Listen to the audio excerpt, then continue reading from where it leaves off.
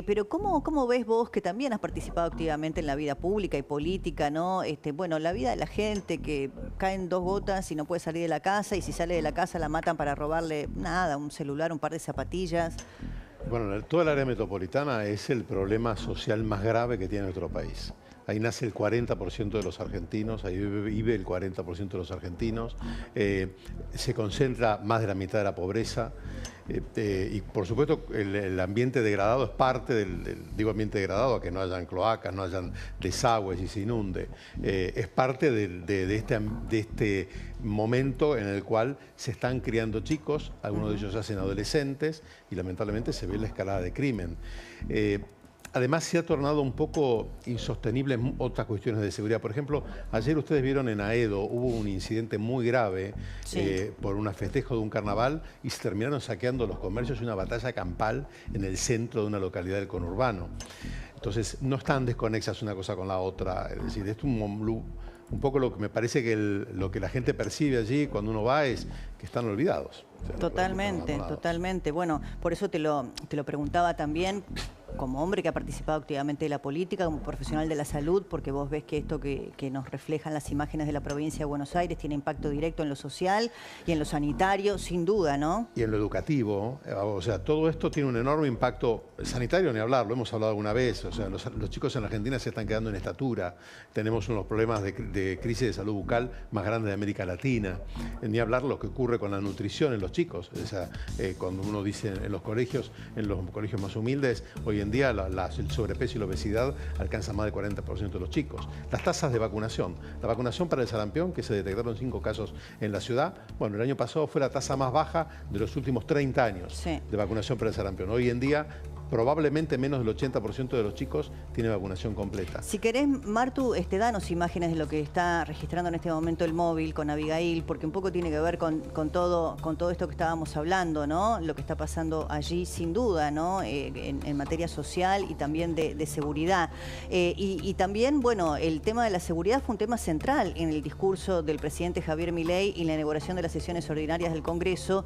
Ahí habló y hizo algunos anuncios importantes que, si querés, en un segundito compartimos, porque el presidente habló tanto de volver a mandar la baja edad de imputabilidad al Congreso, tema que hace, ¿cuánto? Ya en 20 años que estamos discutiendo y la política no se pone de acuerdo, y endurecimiento de penas, ¿no? Sí, dos anuncios importantes. Obviamente, bajar la edad de la ley de imputabilidad, lo que en la semana veníamos charlando. El presidente hasta se refirió en parte de su discurso a Kim Gómez, la nena que fue brutalmente asesinada en La Plata. Después, si querés, lo vamos a poder escuchar. Y además también hicimos un informe especial con la producción, con los puntos importantes de los textuales del presidente para este punto, y también el déficit judicial.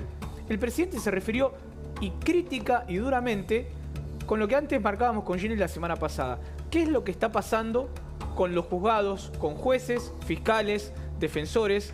Falta casi el 40% de la dotación en el ámbito federal. El presidente también se refirió sobre esto, así que en instantes seguramente también podamos detallar, pero es algo importante. Escuchemos lo que decía el presidente en el discurso.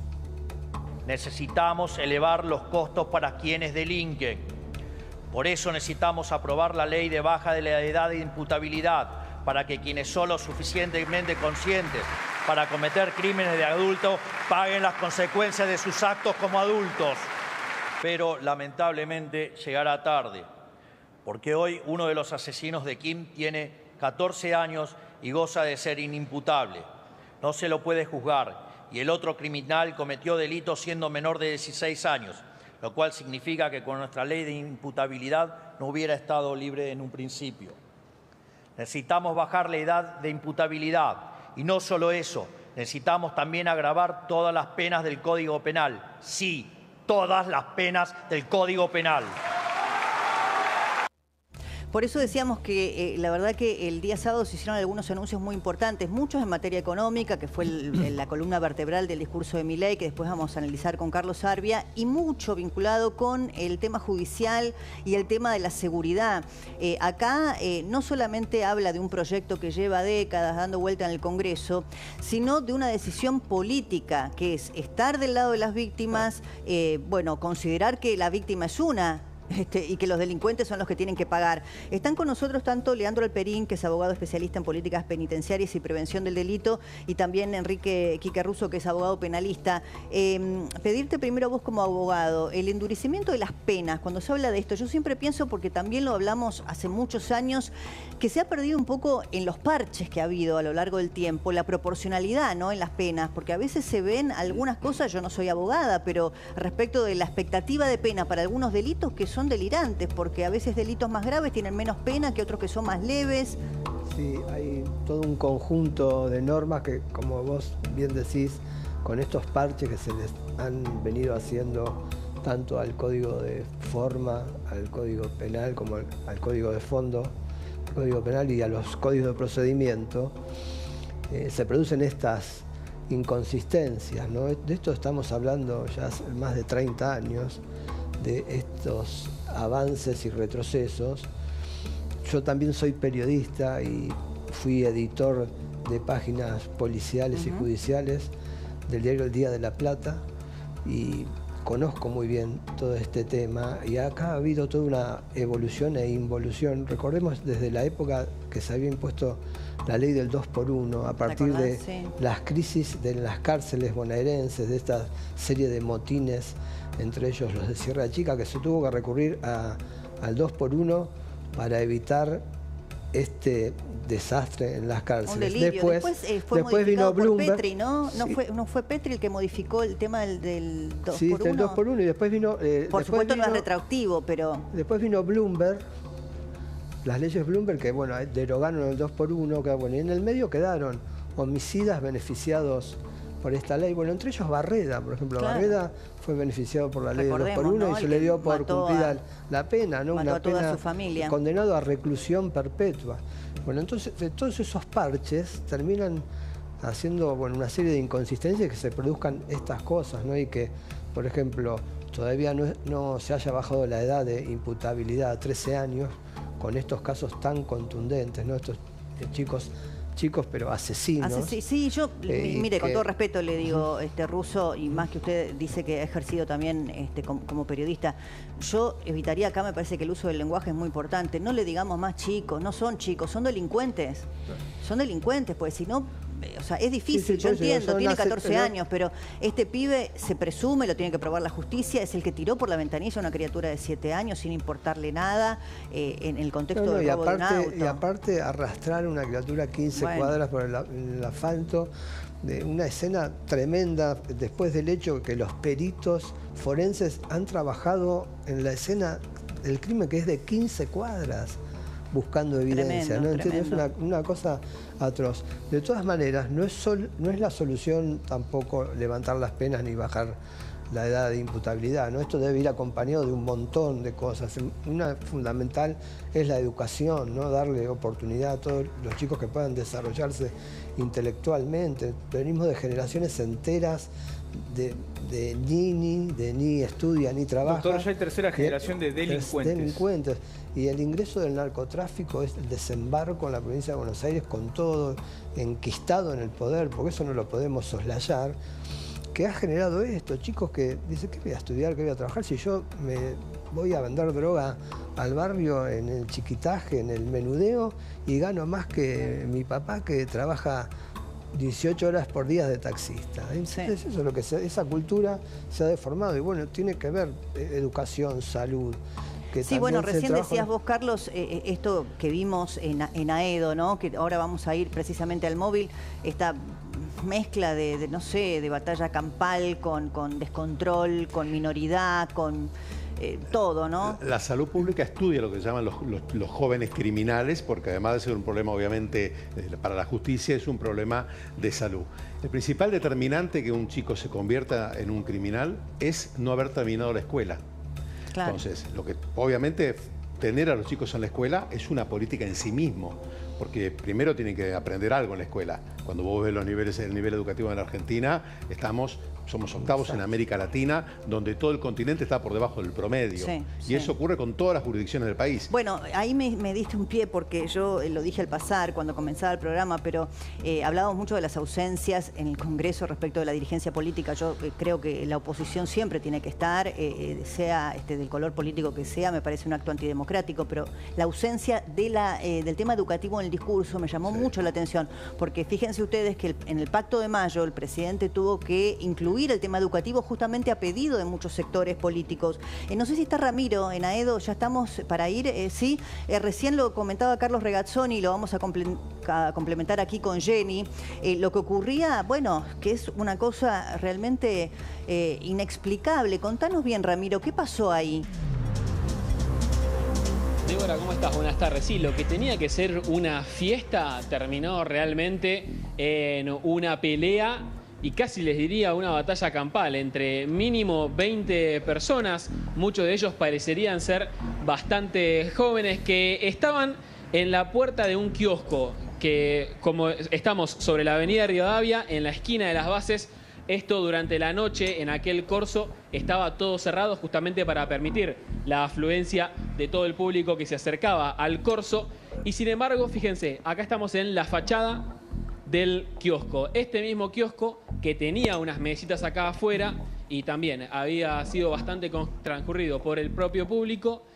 De pronto se produce una pelea. Una mujer empieza a intercambiar ciertas palabras con otra y ahí es cuando comienza lo que estamos viendo en los videos, que se empiezan a agredir unos con otros. Hay cierto personal, en realidad había una persona con un traje fluorescente que haría de las cosas de seguridad. Bueno, si querés complementamos con información que tiene Jenny, Ramiro. A ver, lo que hay que tener en cuenta es, como bien decía él, todo tiene que ver con un corso que decide llevar a cabo esta fiesta. Ahí empiezan los disturbios, primero con esa pelea que bien cuenta Ramiro, y después, claro, aprovechan esa pelea para ir varios jóvenes literalmente a saquear no solo el kiosco que estamos viendo en imágenes, que justamente el dueño se llama Daniel y decidió no hacer la denuncia. Eso es lo peor de todo. ¿Por qué? Porque, a ver, fue la policía, están actuando de oficio, pero él creía que todo lo que se llevaron realmente no iba a poder hacer mucho porque, claro, esta no lo iba a recuperar. Claro, o quizá también tenga miedo, no sé. ¿Ese es el kiosco, Ramiro, que estás vos?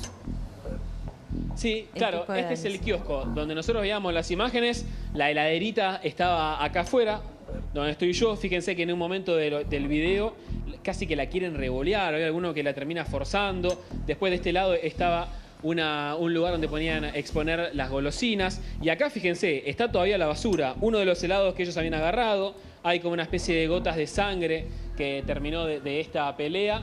Y por eso, lo que contaba recién Jenny, no quiso hacer la denuncia y muchos vecinos de acá tampoco querían hablar en cámara por el temor, porque tienen también miedo, nos contaban, claro, mirá, acá pues estamos del como barrio, bastante desamparados. Aparte, terminó lastimado tanto el dueño como el hijo.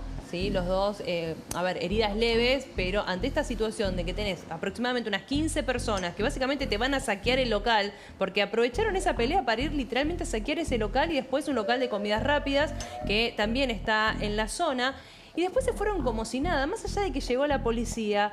Es lo que venimos hablando, saben que no les que va se a pasar puede, claro, sucede porque nada. se puede, por eso sucede.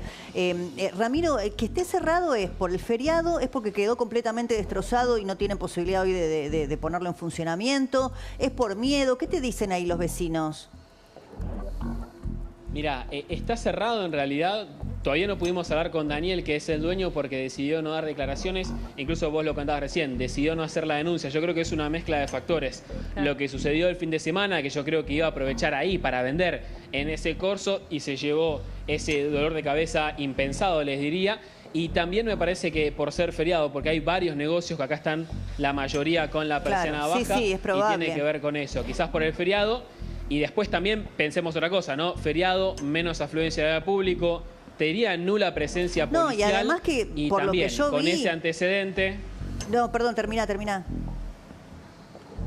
No, el antecedente que veíamos, encima, lleno de público, con Rivadavia cortado, casi que le saquean un local. Imagínense, en un día lluvioso, feriado, con poca gente, no hay presencia policial. De hecho, que estamos acá, no pasó, les diría, un solo patrullero. Y claro, no es el escenario ideal para abrir los locales. No, y yo también pensaba, Jenny, por lo que se ve en las imágenes, no sé, como no hay denuncia, no sé de dónde nos podemos agarrar. Yo me agarro de lo que veo en las imágenes.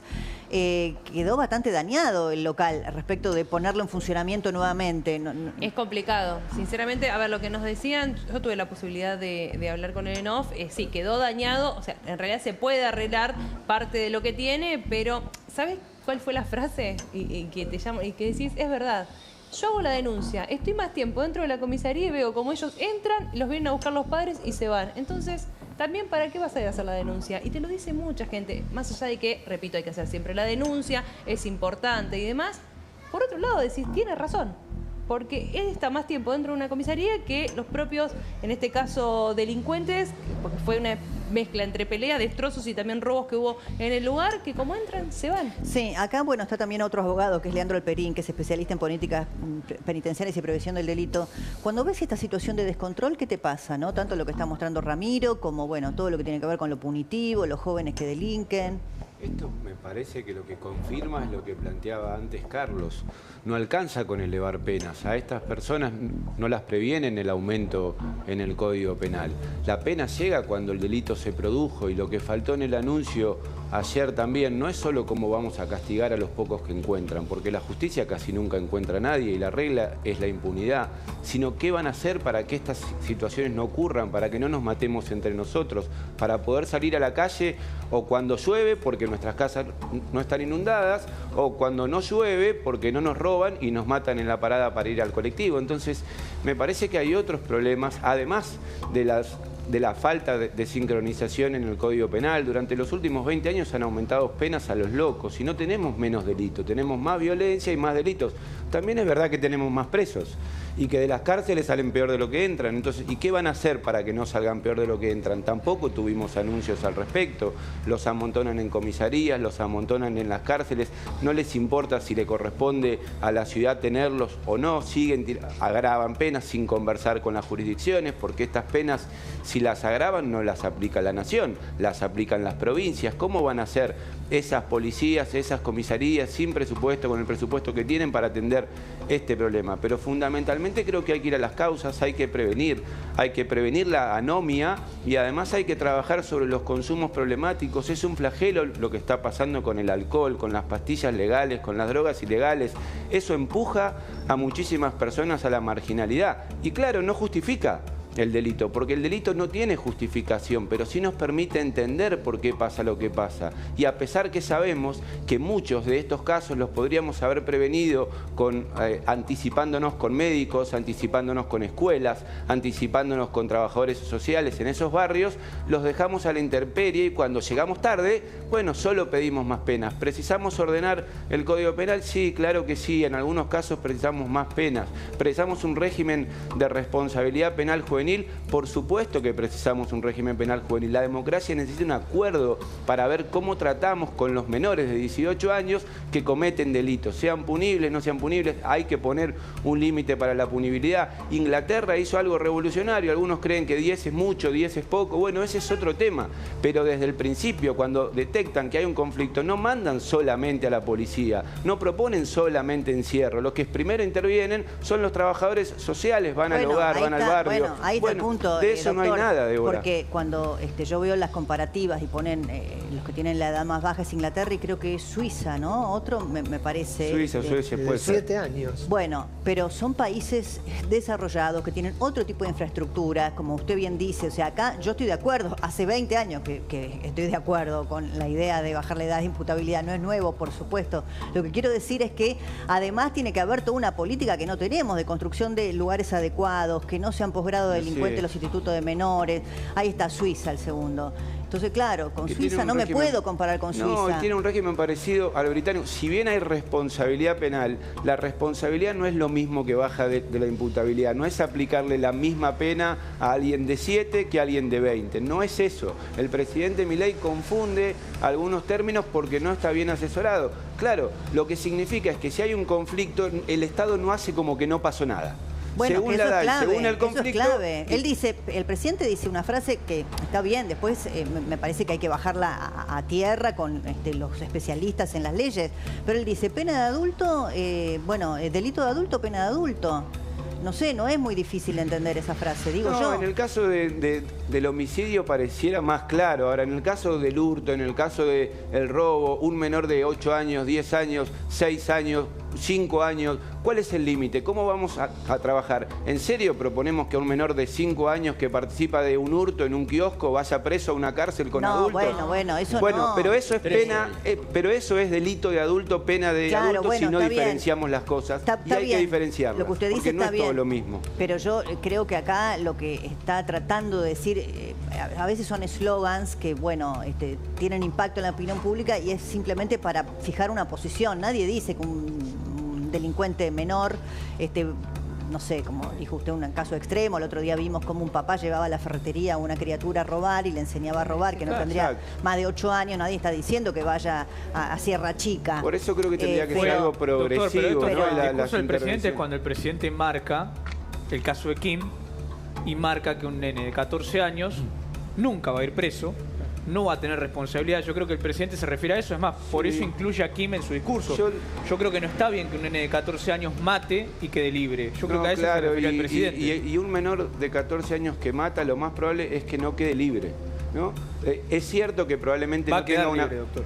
Tiene 14 años. Claro, Bueno, le van a extender yo el corrección lo que le de digo es menores, que pero la nada ley más. actual, ese es el problema y Por eso- la respuesta posible. Discúlpeme, la ley actual le permite al juez de menores intervenir cuando considera que hay un riesgo, ya sea para ese menor, para un tercero o para la sociedad, y aislarlo en lo que llamamos institutos para menores, en donde hay menores de 16 años no punibles. No es que los jueces no tienen herramientas. Pero Lo tiene que no que extenderlo cada 90 días. Lo que no tiene, bueno, en general los extienden por año, no ven Sí, nada. 6 meses O sea, y le- extendirlo lo a que- otros 6 meses. Claro, pero hay que ir- Medidas de no, seguridad. y suele extenderse hasta los 16, 17, 18 años. No es cierto que no pasa nada. Hay casos en donde no pasa nada y eso está mal, está pésimamente mal. Y hay otros casos donde sí pasa. ¿Y sabe por qué hay casos donde sí y donde pero no? espere, cuando Porque pasa, el juez lo puede sí, hacer. Cuando No es que no lo pasa, puede yo le hacer. pregunto, ¿no? Porque acá estamos todos de acuerdo que tienen que bajar la, o no sé si estamos todos de acuerdo, Estamos de pero acuerdo, bueno, estamos de acuerdo, estamos de tienen que acuerdo. bajar la edad Sí, de estamos de acuerdo, imputabilidad. claro que estamos Usted de dice, bueno, esa frase de delito de adulto, pena de adulto, bajemos la tierra.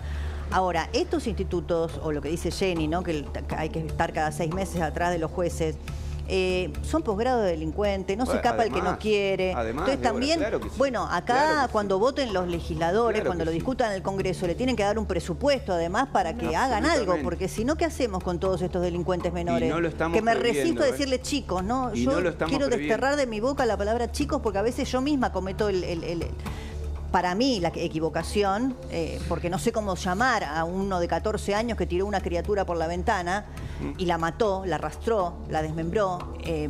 No sé, yo misma. Delincuente, asesino. Bueno, entonces, delincuente. Entonces, claro. asesino, porque digo chico, sí, pero tiene 14 años. Puede ser Entonces, un ¿qué delincuente hacemos? chico, pero ¿Dónde lo...? en ese caso tiene que pasar algo. Lo que yo digo es, además de sancionar este caso, que va a tener sanción, hay muchos futuros casos, porque esto lo venimos advirtiendo hace años. No es que no sabemos lo que va a pasar si no intentamos hacer algo antes. La respuesta más fácil que se le ocurre a la política cuando hay casos como el de Kim es agravar penas. Bueno, discutamos eso, en algunos casos corresponde, y además necesitan ponerse de acuerdo, porque cada uno viene con su librito, cada uno cree que la revolución empieza cuando llega y termina cuando se va. Bueno, pero acá se Y tienen no que se poner de ponen acuerdo porque es de y largo no lo plazo. hacen. Mire, no pueden cambiar una Claro. ley, porque los parches que yo vi hasta ahora son un poco delirantes. Claro El que- otro día lo decía un abogado penalista y me dejó muy impactada, que hay algunas tipificaciones penales para delitos menores que son más gravosas que para el robo delitos... contra la propiedad puede ser más grave que el homicidio en algunos Bueno, casos. ahí está. Bueno, pero fíjese usted, esto tiene que ver con lo que planteaba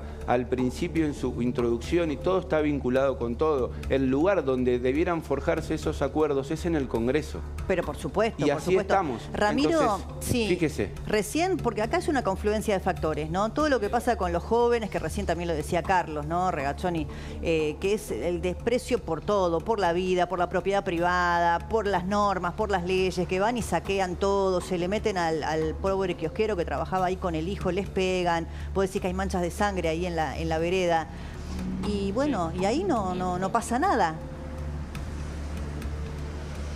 No, es que justamente nos llamaba la atención con Diego Pérez Mendoza estamos trabajando que esté toda la vereda igual de sucia, igual de con las manchas de sangre, como les decía recién, la muy poca presencia policial, por no decir nula, porque desde que estamos acá tampoco es que pasaron muchos patrulleros, no pasó prácticamente ninguno, es más, y si pasó uno en estas horas que hemos estado es demasiado, y los vecinos propios que se acercan y te preguntan y te manifiestan en realidad su preocupación de la inseguridad, y eso también cada vez que nosotros vamos a distintos puntos del conurbano bonaerense, bueno, en este caso nos tocó a Edo, todos te dicen lo mismo, que están muy preocupados por la inseguridad, de que hablemos de la inseguridad y de que ellos de por sí ya se sienten completamente desprotegidos estando en las distintas zonas. Por eso siempre te preguntan, ¿qué pasó? ¿Algún robo? ¿A quién mataron? Fíjense. Claro, cuando vos llegás te preguntan a quién mataron. ¿A quién mataron? Claro. Qué horror. Qué horror. Llega el periodista, llega el periodista y le dicen a quién mataron. Vos te das cuenta, Carlos, la naturalización, ¿no? de la violencia, del desapego por la vida. Si no resolvemos el tema en los lugares públicos, que son los hospitales, en la guardia la violencia es creciente, en la escuela, donde el bullying, que así comienza la violencia, o el juego por plata está prácticamente liberado, 40% de los chicos apuesta por plata dentro de la escuela, y en los edificios públicos, pensá que las cárceles están sucias, completamente roñosas y dejadas, y los presos acampan adentro de la prisión. ¿Cómo puede ser que alguien que está encerrado en una prisión no haya ninguna medida de disciplina para que mantenga limpio el lugar donde vive y que él lo limpie? Entonces estamos con un trastorno bueno, completo. Espere, ahí hay un gran tema, porque cada vez que hablamos de este tema nos dicen no, porque hay convenciones internacionales a las que adherimos y son los derechos humanos de los presos, no pueden hacer tareas, no pueden trabajar. Pero lo que dice Carlos está en la ley hoy, o sea, forma parte de las actividades obligatorias de las personas privadas de libertad en la ley 24660. Es obligación mantener sus espacios saciados. Sí, sus espacios saciados sí, pero pará, sus espacios saciados sí, pero no le podés pedir que hagan otro tipo de tareas. Bueno, les piden, se les llama fajineros y tienen algo como un peculio, pero es algo que tienen pocos. Sí, les tenemos que pagar.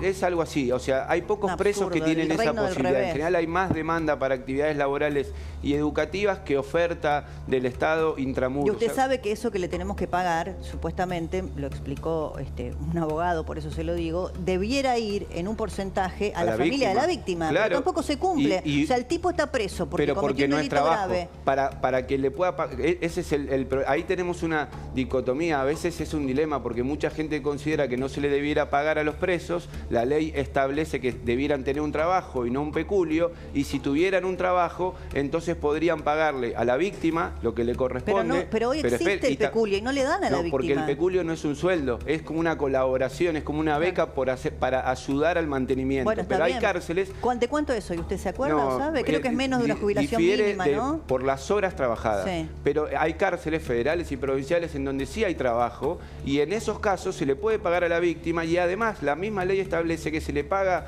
al Estado por el alojamiento y la comida. Entonces, si pudiésemos generar más empleo en las cárceles, no solo sirve para la resocialización porque estimula comportamientos positivos, sino que los presos cumplirían con la manda legal de indemnizar a la víctima y cumplirían en devolverle algo a la sociedad de lo que gasta en las cárceles, ya que pagarían por el alojamiento y la comida. Pero hoy lamentablemente no pasa ni una cosa ni otra. No, pero no tiene nada que ver también con eso, sino también con la reinserción laboral. Porque también tiene que ver con eso. En cuenta.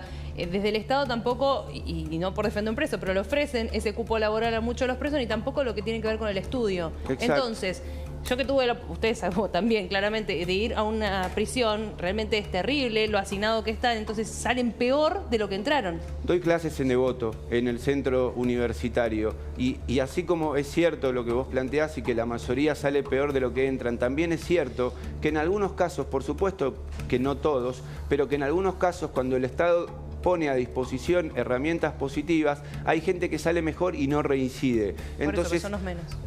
Hoy son los menos porque el Estado hace bastante poco. Entonces, el éxito para no reincidir es individual. El fracaso es política pública en las prisiones argentinas. Para burlar este abismo de lo inevitable hay que cambiar la mirada con la que intervenimos. Por supuesto que a la cárcel tiene que ir el que comete un delito. Por supuesto que no se debe escapar de la cárcel el que comete un delito. Por supuesto que si alguien quiere cometer delitos en el afuera, desde la cárcel, tiene que tener una manera restringida de convivir en esos contextos. Pero también precisamente necesitamos generar oportunidades para los que sí la pueden tener, porque merecemos vivir en paz. Y si los seguimos tratando como los tratamos en la cárcel, solamente de esa manera, bueno, van a salir peor y nosotros vamos a aumentar el riesgo en el que estamos, sin duda. Hay Sin un duda, dato sí, de la drogadicción, de las adicciones que recién lo mencionaron los doctores y que es definitivo. Hace 2 años la Argentina tuvo, recuerdan ustedes, 24 muertes por carfentanilo. Sí. Se subestimó la relevancia que tiene eso. Es una de las epidemias de muerte por sobredosis de opioides más importantes de la historia de la salud pública. Exactamente. Sí, sí, Y eso es un indicio. Sí, súper ¿Qué interesante. te está diciendo? Sí. Que el problema de las adicciones en Argentina es 10 veces más grande de lo que estamos viendo. Totalmente, Sí, la droga totalmente. dentro de las cárceles. Totalmente. ¿no? Que también- Bueno, les agradezco muchísimo, ha sido sumamente placer. interesante Muchas gracias. escucharlos a todos. Son temas que abren innumerable cantidad de debates, todos asociados con la inseguridad, pero atravesados por lo social, por lo económico, por lo educativo, cultural y también, por supuesto, los temas médicos que hacen a esta cuestión social que bien traía Carlos Regazzoni. Gracias tanto Muy al amable. doctor Alperín, a Quique Russo y también a Carlos Regazzoni. Siempre es un placer. Les queremos contar porque hay mucha información que está pasando a esta hora, muchas noticias relevantes y enseguida tenemos una nota